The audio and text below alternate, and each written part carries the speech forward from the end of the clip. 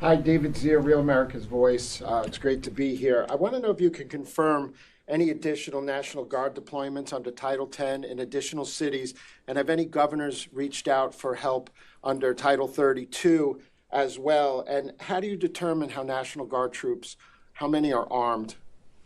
Great question.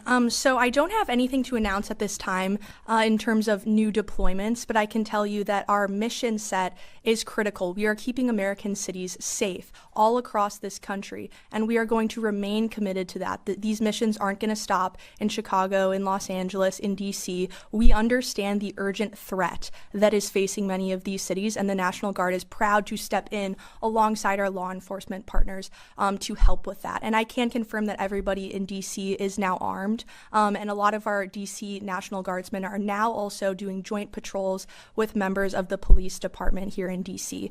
So their safety is, of course, top of mind, and we will continue to make sure that they're able to do their jobs in keeping all of our great Americans safe across our cities.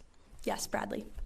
We're now 90 days into these Venezuelan drug boat strikes. A growing number of members on Capitol Hill are getting their mettle up with regard to war powers. If they do move forward with some sort of war powers effort, will the administration seek to challenge the validity of the war powers resolution, or will it comply?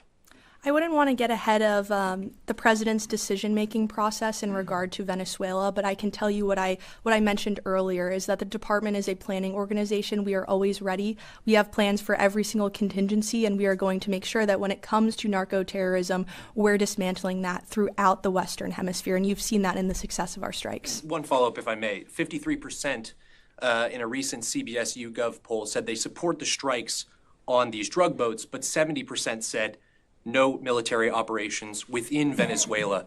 Nevertheless, members of Congress are increasingly calling for regime change there. What's the Department of War's message to those members of Congress?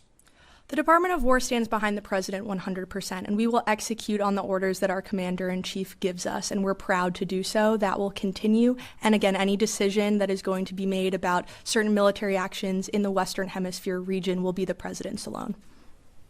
Yes. Todd Wood from CDM's Armed Forces Press. There's been a lot of reporting that, yes, it's about drugs in Venezuela, but also possibly about election fraud electronically. Do you have any comment on that? And also, are assets, we've heard that special operations aviation assets are exercising for direct action missions in that region. Can you confirm that at all? On your first question, I would refer you to the State Department. I think they would probably be able to give you a better answer on that. But in terms of your second question, I can tell you that we are conducting training missions and exercises. We've got the forward aircraft carrier now that is down there in the Southcom region. And as I said, the department's a planning organization. So a big part of that planning is doing trainings and make sure that we're ready at a moment's notice to protect our interests and to protect the American people from narco-terrorism.